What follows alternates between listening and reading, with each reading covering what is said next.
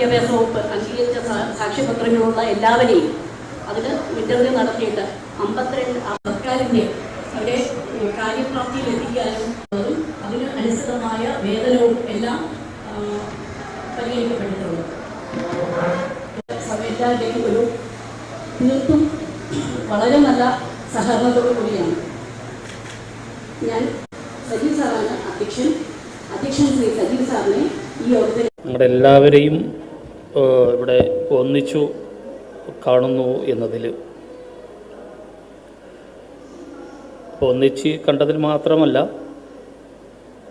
സന്തോഷം. കാരണം നിങ്ങളെല്ലാവരും ഒരു ഉദ്യോഗാർത്ഥികളായി മാറിയല്ലോ അല്ലേ? അതാണ് ഏറ്റവും സന്തോഷം നൽകുന്ന ഒരു കാര്യം എന്ന് പറയുന്നത്. ഈ ഇടയ്ക്ക് നമ്മുടെ അയ്യങ്കാളിയുടെ 161ാമത് സ്മരണ നമ്മൾ പുതുക്കി. ഇവിടെ വെച്ച് തന്നെ. അപ്പം നിങ്ങളെ കാണുമ്പോൾ അയ്യങ്കാളീനാണ് ഓർമ്മ വരുന്നത്. അന്ന് അദ്ദേഹം പറഞ്ഞത്, അദ്ദേഹം നമ്മളെ ഉദ്ധരിക്കാനും നമ്മളെ മെച്ചപ്പെടുത്തുന്നതിനും വേണ്ടിയിട്ട് വലിയ പോരാട്ടം നടത്തിയിട്ടുള്ളൊരു വ്യക്തിയാണെന്ന് എല്ലാവർക്കും അറിയാമല്ലോ. പക്ഷെ അവസാന നിമിഷം, അയാൾക്ക് പ്രായമൊക്കെ അവസാന നിമിഷത്തിൽ അദ്ദേഹത്തിൻ്റെ ഒരു ആഗ്രഹം എന്ന് പറയുന്നത് നമ്മളെപ്പോഴും മനസ്സിലുണ്ടാവേണ്ട ഒരു കാര്യമാണ്.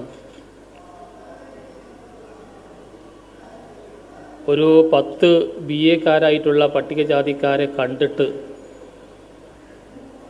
എനിക്ക് മരിക്കണം എന്നാണ് നമ്മുടെ മഹാൻ പണ്ട് ആഗ്രഹിച്ചിരുന്നത്.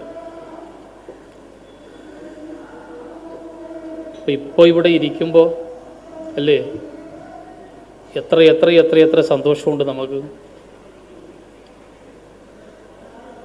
ഭയങ്കര സന്തോഷമാണ് നമുക്ക്. ഇത്രയും ഉദ്യോഗാർത്ഥികൾ ഇവിടെ ഒന്നിച്ച് കാണുന്നു, ഒന്നിച്ച് ഒരു ജോലിയിലേക്ക് പ്രവേശിക്കാൻ വേണ്ടി പോകുന്നു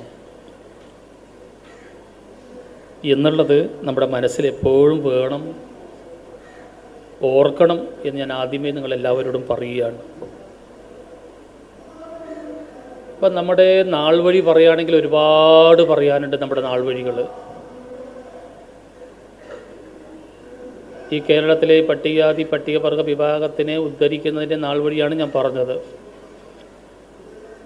അതിൻ്റെ ആദ്യത്തെ നാൾ വഴിയാണ് അയ്യങ്കാളി. അങ്ങനെയാണ്. അദ്ദേഹമാണ് നമ്മുടെ കൊച്ചുകുട്ടിയെ, പഞ്ചമിയെ അല്ലേ സ്കൂളിലേക്ക് കൊണ്ടുപോകുന്നത്. ഒരു നാൾ വഴി ആരംഭിക്കുന്നത് അവിടെയാണ്.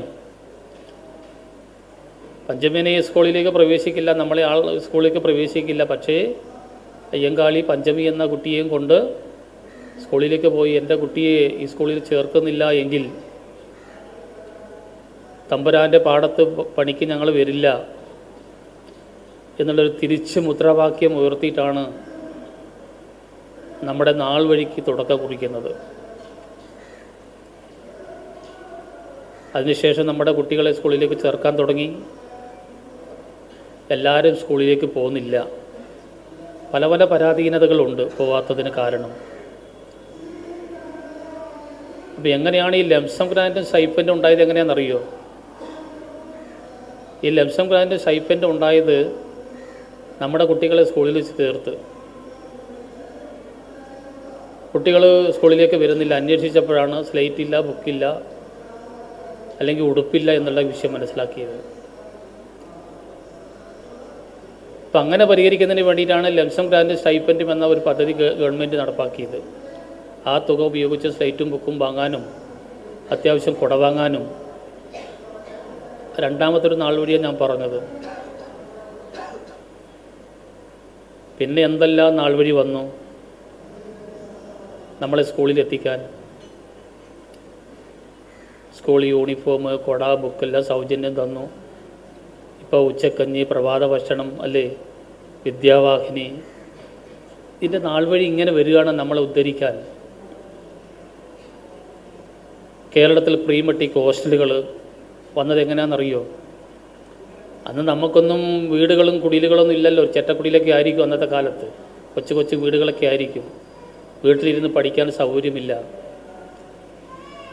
അപ്പോൾ നമ്മുടെ കുട്ടികൾക്ക് സൗകര്യമുള്ള ഒരു സ്ഥലത്ത് ഇരുന്ന് പഠിക്കണം. അതിനു വേണ്ടിയിട്ടാണ് പ്രീ മെട്രിക് കോഴ്സുകൾ ആദ്യം ആരംഭിച്ചത്.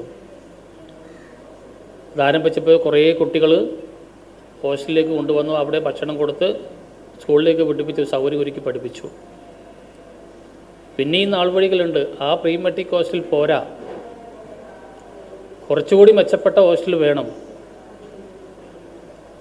അങ്ങനെയാണ് രാധാകൃഷ്ണൻ മിനിസ്റ്റർ പണ്ട് അല്ലേ പട്ടികവർഗ വകുപ്പ് മന്ത്രിയായ സമയത്ത് MRS ഹോസ്റ്റലിൽ കൊണ്ടുവന്നത്. അങ്ങനെയാണ്. പിന്നെ കിടത്തവും പഠിത്തവും എല്ലാം അവിടെ തന്നെയായി.